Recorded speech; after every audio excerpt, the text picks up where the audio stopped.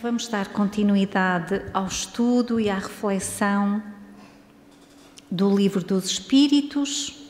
Como todos praticamente poderemos saber, talvez estejamos aqui alguns pela primeira vez, o Livro dos Espíritos foi o primeiro dos 5 livros fundamentais que dão corpo à doutrina espírita, referidos como codificação espírita e publicados por Allan Kardec, concitando a colaboração de prestimosa equipa de médiuns de várias cidades europeias, reuniu e sistematizou os ensinos dos espíritos que constituem a falange de O Espírito de Verdade. Então, nós estamos a refletir e a analisar o capítulo 5, que serão, no fundo, as considerações de Allan Kardec, com certeza envolvido pela espiritualidade maior, sobre a pluralidade das existências. Então, na hora anterior, estivemos também em análise sobre estas considerações e, no fundo, são considerações que nós próprios vamos também analisando ao longo da nossa existência e considerações que todos possivelmente teremos ou até deveríamos ter, porque é importante nós pensarmos nas coisas, pensarmos e analisarmos, não aceitarmos um dogma só porque sim, mas sim é importante refletirmos sobre tudo e sobre todas as coisas. E é exatamente por isto que Allan Kardec nos faz aqui estas considerações. Então, diz-nos então assim Allan Kardec: vimos de apreciar a alma com relação ao seu passado e ao seu presente, ou seja, perceber porque é que eu hoje sou desta forma. Analisámos na hora anterior que temos muitas crianças que nascem com um conhecimento extraordinário e que se nós ficássemos só a pensar que existiria uma única vida, como seria possível aquelas crianças pequeninas, por exemplo, tocarem como se fossem realmente mestres? É preciso colocar isto em questão. Então, estivemos a analisar, no fundo, a nossa alma em relação ao passado e ao presente.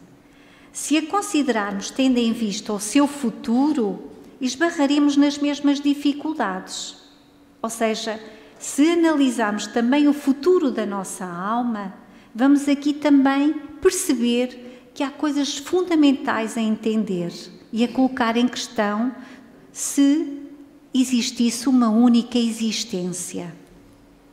Diz-nos então Allan Kardec: primeiro, se a nossa existência atual é que só ela decidirá da nossa sorte vindoura, quais na vida futura as posições respectivas do selvagem e do homem civilizado?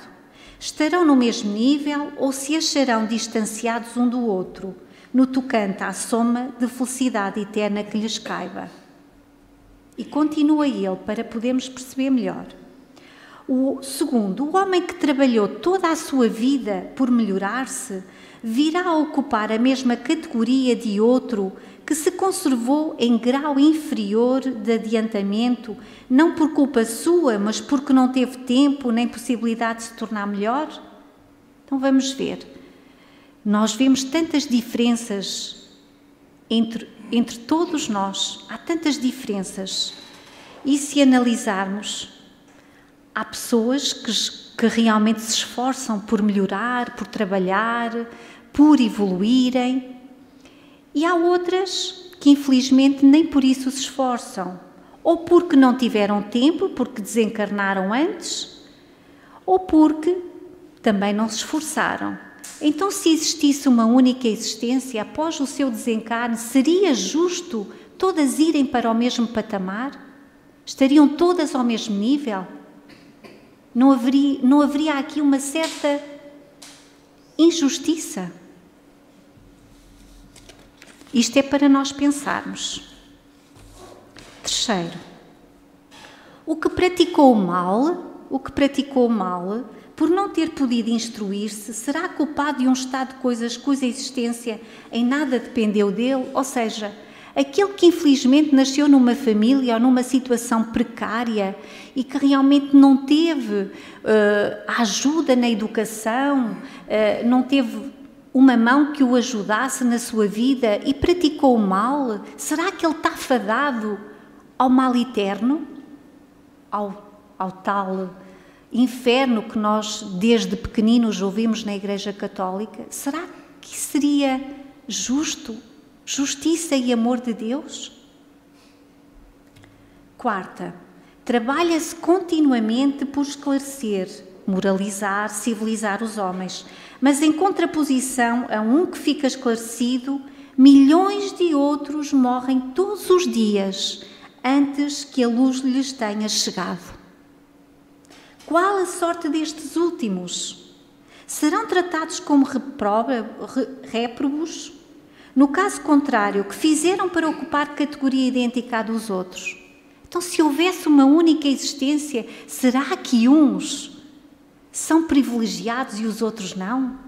Será que o nosso irmão que está em África, que não tem a mesma possibilidade que nós estamos aqui, no ensino, nos bens materiais, terem uma vida digna? Quantos morrem de fome? Quantos vivem, ou seja, nascem na guerra e continuam na guerra, morrem na guerra? Se existisse uma única existência, é isto que Allan Kardec nos quer fazer pensar. Quinto, que sorte aguarda os que morrem na infância quando ainda não puderam fazer nem o bem nem o mal? Se vão para o meio dos eleitos, porque esse favor, sem que coisa alguma hajam feito por merecê-lo? Em virtude de que privilégio eles se veem isentos das tribulações da vida? Porquê que tantas crianças nascem recém-nascidas? Ou outras, anos após, ainda pequeninas, não tendo a oportunidade de poder viver aqui uma vida, experienciando, trabalhando, evoluindo? E porquê que elas que não se esforçaram irão exatamente para o céu, como nós naturalmente temos o costume de dizer? Que não se esforçaram, foram para o céu, e outro que andou aqui muitos anos no planeta Terra e se esforçou para ser um bom homem ou uma boa mulher, tem o mesmo fim. Então tem que haver realmente, tem que haver aqui alguma coisa que não poderá estar correta se existisse uma única existência. Haverá alguma doutrina capaz de resolver esses problemas? A verdade é que quando eu cheguei à doutrina espírita, e eu fui praticante na católica, inclusivamente tive um grupo de jovens e fazia parte, havia muitas questões que eu colocava. E estas eram questões que eu fazia, que eu colocava, que achava que realmente, porquê? Eu tive 2 irmãos que desencarnaram muito jovens e eu questionava porquê que eles desencarnaram tão jovens, porque é que eu ainda aqui estou. Onde é que está a lógica? Onde é que está a justiça de Deus aqui? Então, estas questões são fundamentais nós colocarmos. E como nos continua a dizer Allan Kardec, admitam-se as existências consecutivas e tudo se explicará conformemente à justiça de Deus. O que se não pode fazer numa existência, faz-se em outra. Porque tudo tem uma razão de ser. Tudo tem um sentido e existe a justiça realmente do Pai. Se os meus irmãos desencarnaram mais cedo, é porque eles não teriam necessidade de continuar. Por uma razão, com certeza, que eu também a sei. Assim como outras situações. O nosso irmão em África, para ele, para o seu espírito, é difícil de facto estar lá encarnado, mas para o seu espírito é realmente muito importante tudo o que ele está a viver. Mas devemos nós ajudá-los? Com certeza que devemos, evidentemente. Então, assim é que ninguém escapa à lei do progresso. Quer dizer, através da pluralidade das existências, ou seja, das várias reencarnações que nós vamos tendo ao longo da nossa existência como espíritos, portanto, nós vamos encontrar a justiça de Deus aqui e que ninguém escapa à lei do progresso. Tudo é um aprendizado, tudo. Que cada um será recompensado segundo o seu merecimento real. Não é porque um é privilegiado e o outro não é. Não, tudo é por justiça, tudo é por responsabilidade do espírito, responsabilidade e merecimento. Tudo depende de nós. Portanto, Deus não permeia nem castiga. Somos nós próprios que assim o fazemos. Que cada um será recompensado segundo o seu merecimento real e que ninguém fica excluído da felicidade suprema. Se eu errei numa existência anterior e cometi erros graves, Deus vai-me dar a oportunidade de eu voltar a reencarnar e, no fundo, retificar os erros do meu passado. Eu não vou ficar fadado ao inferno para a vida eterna. Não, Deus, por amor, me vai dar uma nova oportunidade. E aqui é que está a justiça e o amor de Deus. A que todos podem aspirar, qualquer um de nós, quaisquer que sejam os obstáculos com que topem no caminho. Essas questões facilmente se multiplicariam ao infinito, porquanto inúmeros são os problemas psicológicos e morais que só na pluralidade das existências encontram solução. Ou seja, nas várias reencarnações nós vamos conseguir perceber porque é que este irmão vive esta dificuldade, vive esta problemática. Porque estão questões anteriores de outras existências. Limitamos-nos a formular-as de ordem mais geral. Como quer que seja, alegar-se-á talvez que a Igreja não admite a doutrina da reencarnação, que ela subverteria a religião, diz a Igreja Católica, que não aceita a reencarnação. Não temos o intuito de tratar dessa questão neste momento. Basta-nos o havermos demonstrado que aquela doutrina é eminentemente moral e racional. E se nós analisarmos, verificamos que, de facto, a doutrina dos espíritos, a doutrina da reencarnação, é realmente moral e racional, ou seja, faz sentido, tem lógica. Ora, o que é moral e racional não pode estar em oposição a uma religião que proclama ser Deus a bondade e a razão por excelência. Ora, se esta doutrina tem por fim a moralidade, a melhoria do ser e ao mesmo tempo, no fundo, é racional porque faz todo o sentido, não se pode de maneira nenhuma opor à essência de Deus, que é todo justiça e bondade. Que teria sido da religião se, contra a opinião universal e o testemunho da ciência, se houvesse obstinadamente recusado a render-se à evidência e expulsado de seu seio todos os que não acreditassem no movimento do Sol ou nos 6 dias da criação? Se até hoje a Igreja, ou seja, a ciência, se tivesse ficado no fundo, pelas orientações da Igreja, em que realmente sobre a questão do movimento do Sol e da Terra, estaríamos ainda estagnados. E não foi assim. Que crédito houvera merecido e que autoridade teria tido entre povos cultos uma religião fundada em erros manifestos e que os impusesse como artigos de fé? Logo que a evidência se patenteou, a Igreja criteriosamente se colocou do lado da evidência.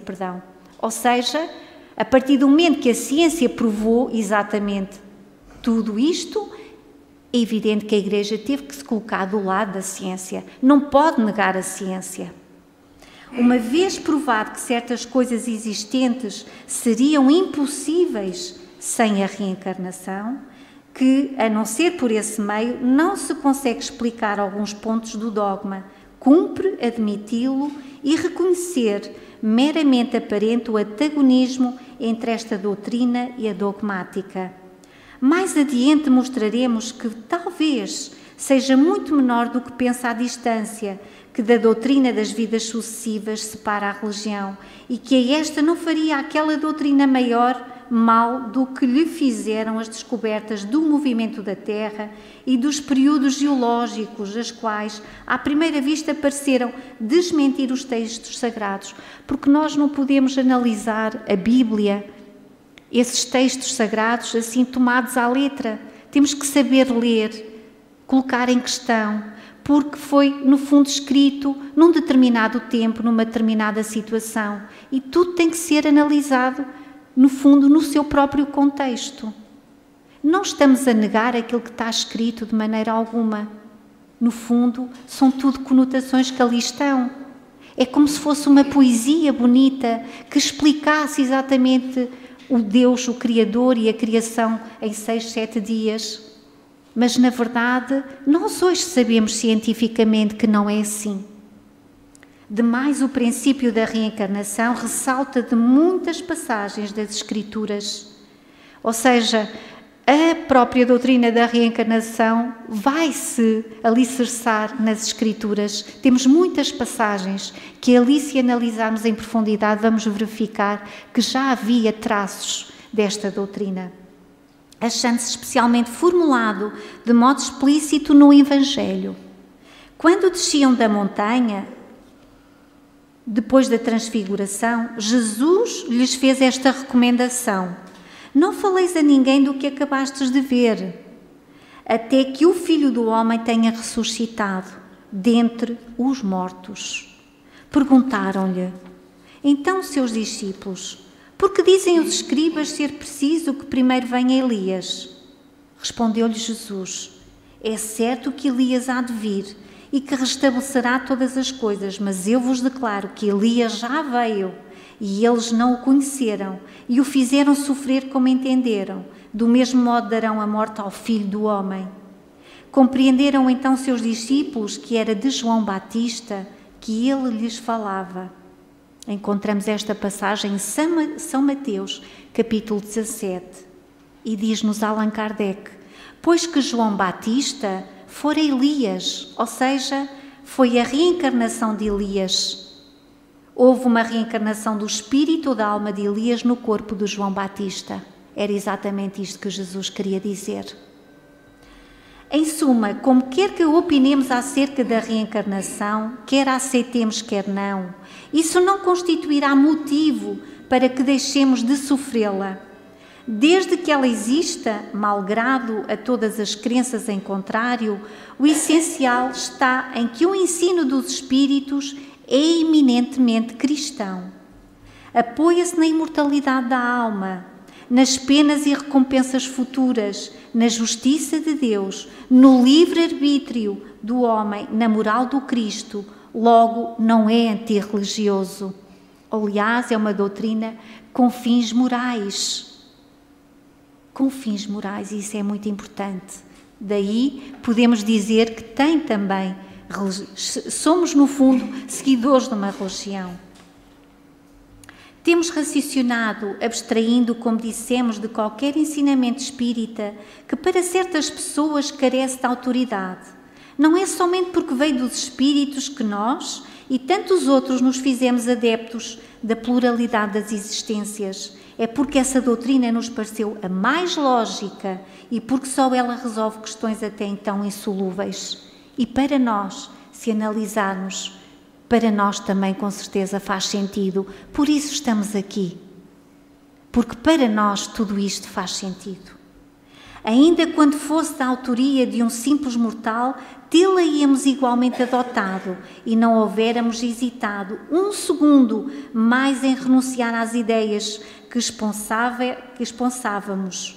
Em sendo demonstrado o erro, muito mais que perder do que ganhar, tem o amor próprio, com o se obstinar na sustentação de uma ideia falsa.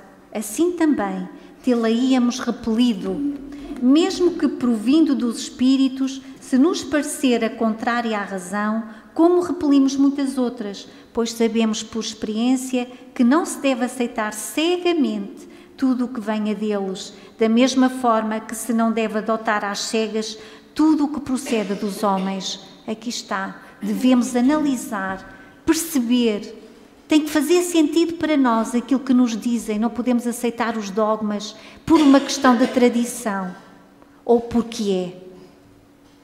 O melhor título que, ao nosso ver, recomenda a ideia da reencarnação é o de ser, antes de tudo, lógica. Outro, no entanto, ela apresenta o de a confirmarem os fatos positivos e, por bem dizer, materiais, que um estudo atento e criterioso revela a quem se dê ao trabalho de observar com paciência e perseverança e diante dos quais não há mais lugar para a dúvida. Quando esses fatos se houverem vulgarizado, como os da formação e do movimento da Terra, forçoso será que todos se rendam à evidência e os que se lhes colocaram em oposição ver-se-ão constrangidos a desdizer-se. Reconheçamos, portanto, em resumo, que só a doutrina da pluralidade das existências explica o que sem ela se mantém inexplicável. E é mesmo verdade. Se nós analisarmos todas estas questões que estivemos aqui a analisar na hora anterior e nesta hora, vamos perceber que só realmente a pluralidade das existências explica, com lógica, com raciocínio, tudo isto.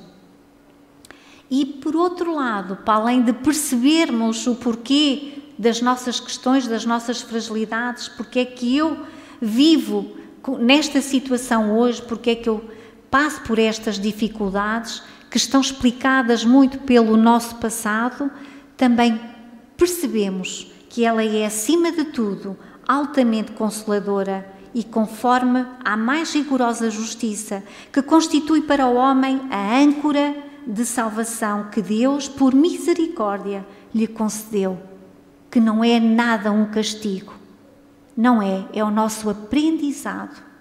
É a forma de tomarmos consciência de quem somos nós, na verdade, que às vezes andamos enganados connosco próprios, pensando que somos estes corpos, que vivemos neste mundo e que só temos esta existência e queremos aproveitá-la ao máximo que pudermos.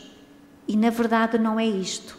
Esta existência é apenas assim, um pequeno flash na nossa existência como espírito que é imortal. As próprias palavras de Jesus não permitem dúvida a tal respeito.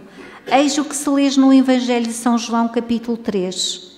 Respondendo a Nicodemos, disse Jesus: em verdade te digo, que se um homem não nascer de novo, não poderá ver o reino de Deus.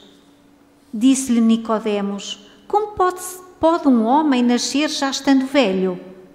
Pode tornar ao ventre de sua mãe para nascer segunda vez?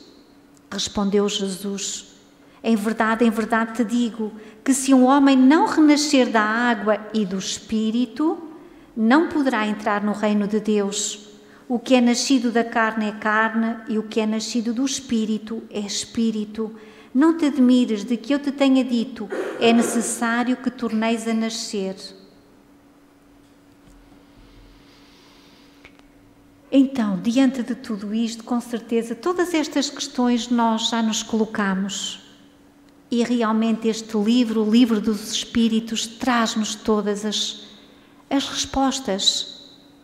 É pegar nele e lê-lo, mas em estudo, para podermos realmente perceber.